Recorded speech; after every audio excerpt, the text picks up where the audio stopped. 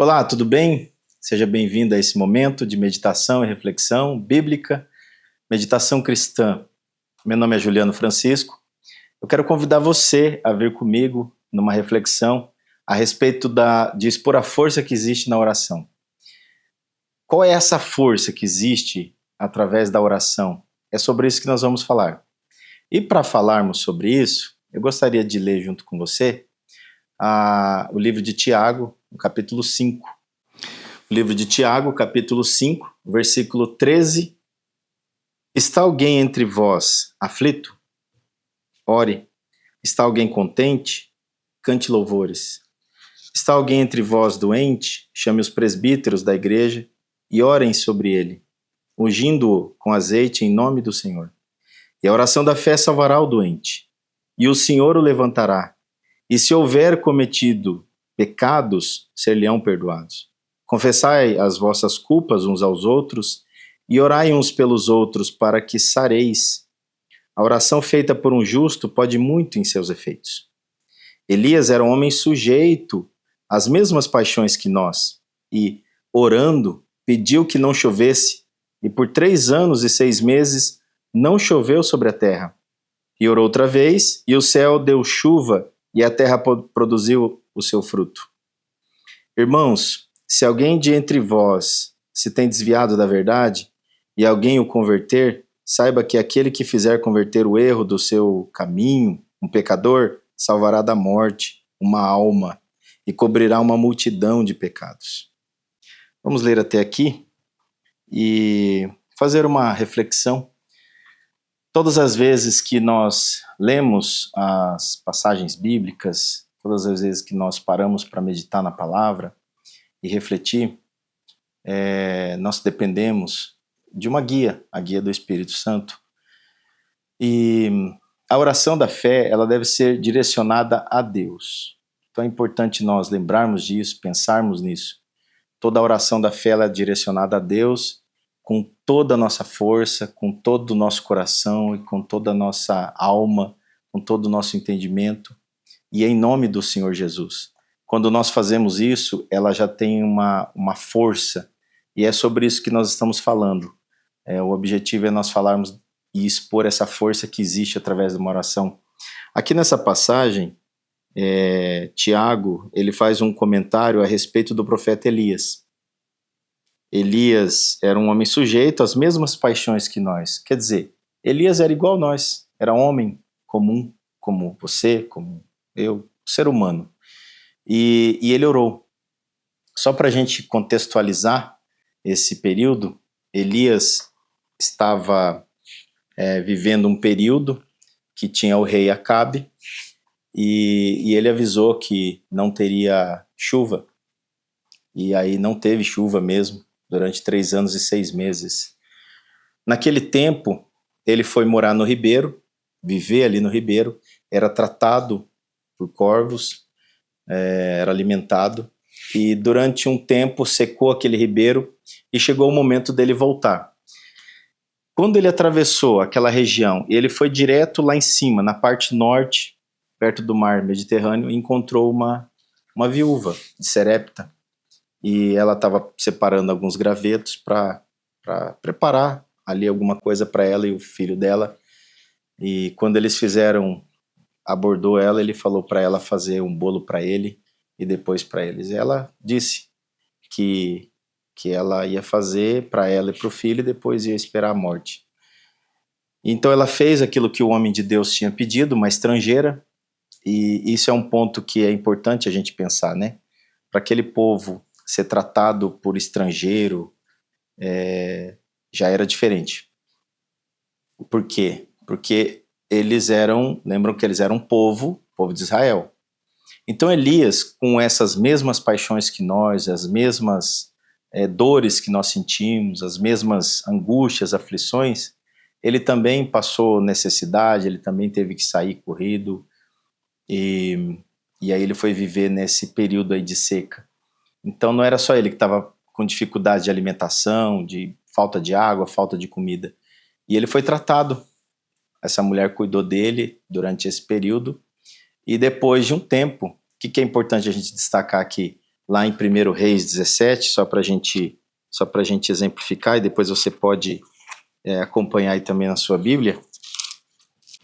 Nesse mesmo período, aconteceu que aquele menino acabou falecendo, e a mulher reclamou, falou que não tinha pedido isso, né, que não precisava disso, e ele foi lá e deitou sobre o menino por 3 vezes, clamou ao Senhor e disse: ó Senhor meu Deus, rogo-te que torne a alma deste menino a entrar nele.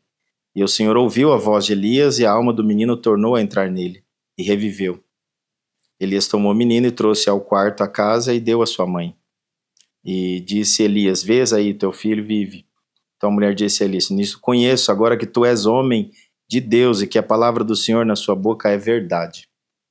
Então acontece isso, né? Às vezes precisa acontecer alguma coisa na nossa vida ou diante daqueles que estão conosco para aparecer o poder de Deus. E nós estamos aqui agora expondo o poder da oração. De novo, né? Elias fez uma oração e aí o menino voltou, ele rogou a Deus. E mais à frente, o que aconteceu? Elias fez a oração. Nesse momento, quando ele pediu que o Senhor voltasse a derramar água na terra, chover, ele agachou, colocou o rosto entre as pernas e orou por 7 vezes.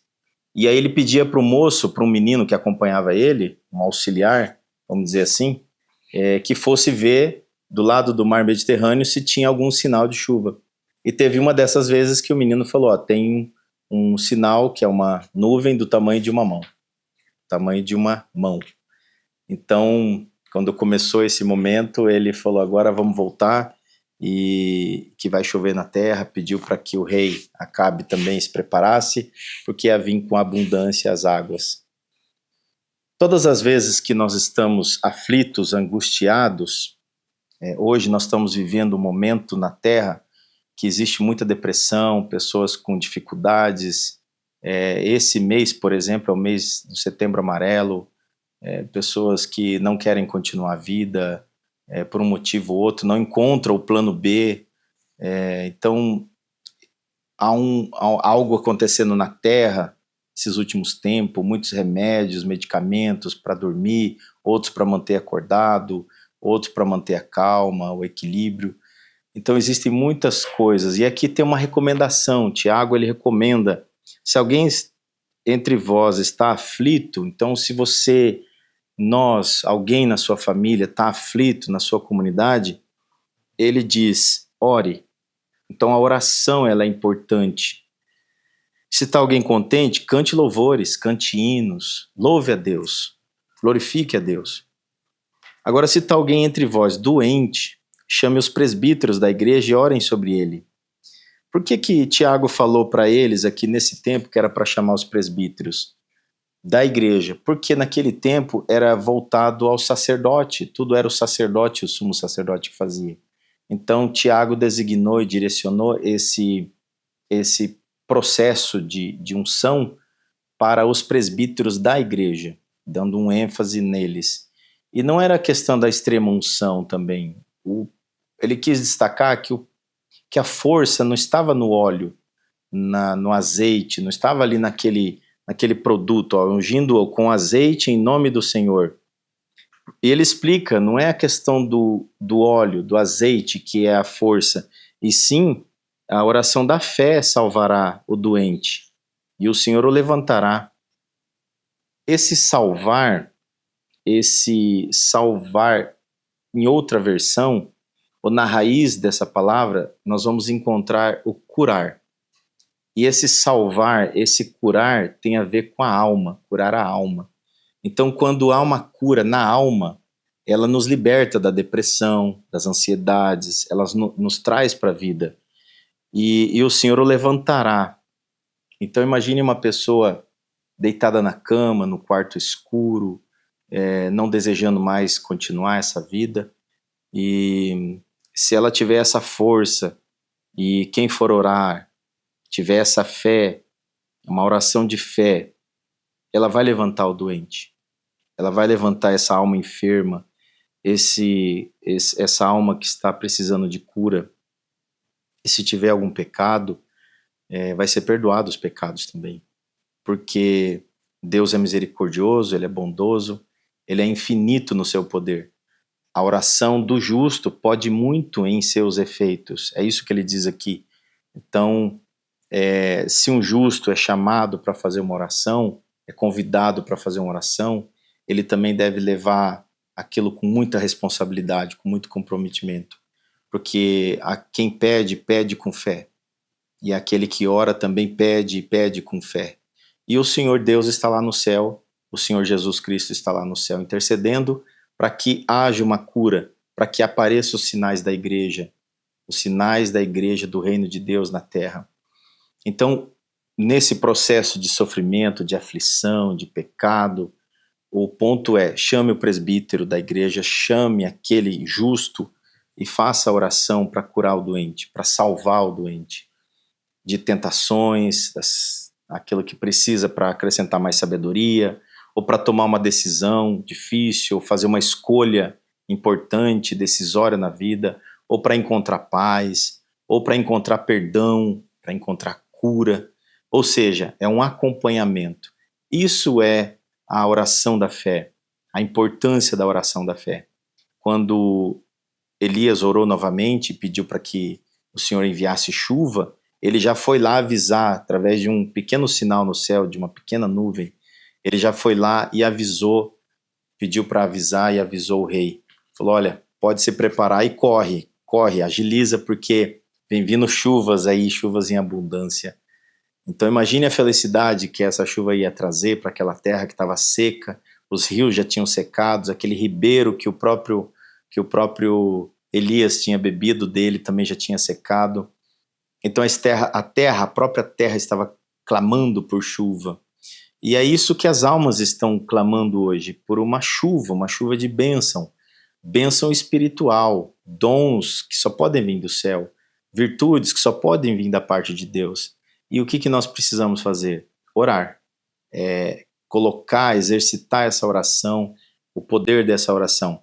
Quando nós colocamos esse levantará o doente, você imagine uma pessoa na cama, no hospital, e cheio de aparelhos, e os médicos já praticamente dando fim nessa vida, né, encerrando aquele ciclo, designando assim: olha, realmente não temos o que fazer mais, vamos desligar os aparelhos. E alguém faz uma oração e aquele doente, ele levanta da cama. Então, o que é isso? Aconteceu com o menino lá, daquela mulher que tratou de Elias. O menino também morreu. O menino faleceu. Quando Elias orou ali e pediu para que o Senhor fizesse algo, a alma do menino voltou para o corpo. Ou seja, a vida voltou para aquele corpo. E ele pegou a mão do menino, ou seja, ele levantou o doente, o morto, levantou e foi lá e entregou para a mãe. Falou: tá aqui sua criança. E o que a mãe disse para o profeta? Falou: verdadeiramente, agora sim. Mas ela tinha vivido com ele. Ela estava com ele, estava vivendo ali, tratando dele. Ela já viu o quanto aquele pouquinho de farinha que ela tinha, o quanto serviu tanto ela, a casa dela, enquanto houve seca na terra, ela serviu com aquele pouco de farinha. Então ela já viu os milagres. Muitas vezes nós estamos vendo o milagre na nossa vida, a gente está acompanhando os sinais, só que às vezes a gente precisa de algo ainda maior. Não porque nós somos melhor que os outros, mas é que o Senhor quer que nós exercitamos nossa fé. E aqui que está o segredo. O quanto nós precisamos exercitar a nossa fé. Então quero convidar você e você a exercitar e praticar mais a oração com fé. Então, se você for convidado, alguém solicitou para você, faça uma oração, faça a oração naquele exato momento. Da forma que você está, do jeito que você está, faça uma oração. Se alguém pediu é porque clama, porque precisa e porque deseja. A própria pessoa às vezes não tem força de fazer oração, mas ela confia naquele que ela está pedindo, mas muito mais ela confia naquele que vai ouvir a oração. Então, quando nós fazemos essa oração com fé, algo surpreendente, algo que é fora do nosso entendimento, que excede esse entendimento, algo acontece. Então a oração da fé ela deve ser feita direcionada a Deus e em nome do Senhor Jesus e com muita fé. Nós precisamos ter essa franqueza para falar com Deus, falar com respeito, com solenidade, com bastante humildade, mas falar com franqueza. O Senhor Deus, ele aceita nós falarmos com ele com franqueza, com sinceridade, principalmente o coração quebrantado. Esse é o coração que ele ouve e ele sabe que ele pode conceder e esse coração está pronto para receber. Quando eu estou fraco, aí eu estou forte, diz Paulo, né, o apóstolo. Então quero convidar você a pelo menos 3 vezes por dia fazer suas orações, orando por você mesmo, orando pela sua vida, intercedendo por algumas pessoas da sua família, intercedendo pelos seus colegas de trabalho, intercedendo pela sua empresa, intercedendo pela sua cidade, pelo seu país, intercedendo pelo planeta Terra. Porque nós vivemos aqui está sendo a nossa casa, é aqui que nós precisamos cuidar. É aqui que está a nossa vida, onde vai ficar nossos filhos, nossos netos. Então nós precisamos voltar a resgatar aquilo que nós estamos deixando de lado, a partir da nossa alma. Então, voltando a nossa alma no nosso corpo, voltando à vontade de viver, voltando à certeza de que se nós falarmos com esse Deus nos ouve, e o Senhor Jesus, que é o Filho que veio aqui na terra e conhece essas aflições, essas angústias, ele sabe como que é isso, ele intercede e ele mesmo fala para o Pai, Pai, tá vendo lá? Tá vendo lá aquele filho? Tá vendo aquela filha? Pai, concede o que ele está pedindo. Se ele está orando é porque ele precisa. Eu sei como é que é isso. E o Pai concede, porque ele é justo. Ele é justo e ele conhece você, conhece a mim, conhece a nós todos. Então, quando a gente fala da força que existe por trás de uma oração, é a vida através da fé operando, manifestando, jorrando e manifestando essa fé que alcança o reino, o trono do Pai Celestial. É claro que às vezes você tem orado e buscado e falado com Deus e ainda não tem atendido a sua petição. Pode ser alguma situação difícil na sua casa, pode ser uma enfermidade, pode ser uma causa na justiça, pode ser uma situação no relacionamento da família, pode ser uma divisão de uma sociedade ou até uma enfermidade no seu corpo. E às vezes você tem pedido, tem orado, tem falado com Deus e ainda não chegou esse momento. Continue firme, porque o Senhor quer também que nós tenhamos perseverança na fé. E no tempo certo de Deus, Ele vai conceder para você. Às vezes nós pensamos assim, então eu oro, Ele concede. Ele pode fazer isso. Ele é o Deus do já, é o Deus do agora, é o Deus do hoje, Ele é eterno, Ele é o Deus do é. Então, se nós pedirmos com fé, Ele concede, Ele pode conceder na hora, mas Ele também sabe o que é melhor para nós. E aí o que Ele quer de nós? Que a gente confie, que a gente entregue nas mãos dEle e Ele conceda para nós no momento certo, na hora certa. E o que é mais importante agora a gente saber é que o maior milagre que você quer receber, ou que nós já recebemos, ou que nós vamos receber, na verdade a gente já recebeu. O maior milagre foi Jesus Cristo ter morrido na cruz e ter ressuscitado. Então o poder da ressurreição, esse é o maior milagre. E quando você olha para isso e entende isso como o maior milagre, todas as outras coisas ficam pequenas diante daquelas dificuldades que nós estamos passando, daquela aflição, daquela angústia. Então, quando você para e pensa, Deus ressuscitou o filho dele no 3º dia. Deus tirou ele de um sepulcro. E quando nós vamos lá em Israel, e eu estive lá em Israel, e eu entrei nesse lugar, e lá estava vazio. Estava vazio. Você pode ir lá visitar também lá em Israel. Você pode ir lá em Jerusalém visitar esse túmulo, que provavelmente foi onde ele foi sepultado. Está vazio. Por quê? Porque o Filho está lá à destra do Pai agora, intercedendo nesse exato momento por mim, por você, por nós, pela nossa família. Chegou o seu momento? Vai acontecer. Se não é o momento, Deus sabe o momento certo, porque nós somos filhos dele. Então o que ele quer de nós, voltando no ponto, que a gente confie nele. que a gente confie que Ele vai conceder para nós aquilo que nós precisamos, nós desejamos, mas muito mais, porque Ele conhece o nosso futuro.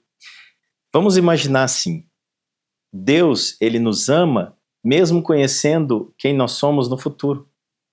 Ele nos ama antes mais, não só lá do ventre da mãe, mas ele nos ama conhecendo o que vai acontecer com nós amanhã. Ele sabe quando a gente nega Ele no outro dia, em várias situações da vida, e mesmo assim Ele nos ama. Mesmo assim, com o futuro, conhecendo nós lá na frente, no final e no começo, Ele nos ama. Ele nos amou e nos ama. E Ele quer que nós nos salvemos. E hoje, o que nós estamos falando aqui é a importância dessa força, a força que existe por trás da oração. Foi algo divino que o Senhor Jesus deu para os apóstolos e os apóstolos para a igreja. Vamos orar, vamos buscar, vamos pedir com fé. Isso que Jesus Cristo fez para nós, esse perdão dos pecados, é algo sublime. Sublime é o amor de Deus por nos perdoar, por nos tolerar, por ter paciência conosco. E esse perdão, ele foi alcançado através da cruz. Nós precisamos sempre voltar para a cruz para entender o que é perdão. Aqueles açoites que o Senhor Jesus levou naquela caminhada da Via Dolorosa, enquanto ele ia sendo açoitado ali, cada açoite daquele foi profetizado por Isaías. Cada açoite que ele levava era para ser nas nossas costas.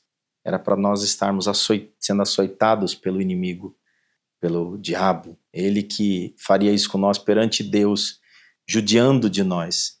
Deus permitiu que fizesse isso com Jó, mas era algo muito específico. Para nós, ele não quer que nós passemos por isso. Nós não vamos passar por esse açoite do maligno. Ele quer que nós tenhamos vida, essa vida em abundância, que nós alcançamos essa paz, que a gente alcança essa sabedoria divina que vem da parte de Deus em Jesus Cristo. Tudo isso em Jesus Cristo. Então quero convidar você a partir de agora a fazer essa reflexão comigo. Em que área da sua vida você precisa orar mais? E faça essa oração. Faça a oração. Se preciso for, ajoelhe, coloque seu joelho no chão. Se preciso for, entra no seu quarto. Se preciso for, fique em comunhão, fale com Deus. Se você não conseguir falar, só clame a Deus. Se você não consegue clamar e você precisa, chame o presbítero, alguém que você entende que é um justo para que ele possa fazer essa oração. E aí a oração da fé curará o doente, levantará o doente. Existe uma palavra que chama eutumei, que significa levantar. O levantar que está falando aqui é o ânima, é trazer o ânimo, é voltar o ânimo, trazer a vida de volta da alma. Ânima significa alma, é derivado de alma. Então, esse ânimo que seja revigorado em você, que seja revigorado em mim, que seja revigorado na nossa família, na nossa comunidade. Que esse etumei volte e nos levante, nos cure, nos fortifique, nos fortaleça, e os pecados que há em nós, que o Senhor também perdoe nossos pecados, porque Ele é um Senhor perdoador. Para que nós possamos continuar no erro, no pecado? Não, porque Ele quer nos justificar diante daquele que ia nos açoitar. Então nós não vamos receber esse açoite, pelo contrário, se a gente ficar assim, nessa perseverança da fé, nós vamos alcançar a salvação através daquilo que Jesus já fez por nós. É só não negar Cristo. Não negue a Cristo. Ao contrário, aceite Jesus Cristo como o seu Senhor, único Salvador, único Senhor, Jesus Cristo. Fique na paz, Deus abençoe e até a próxima.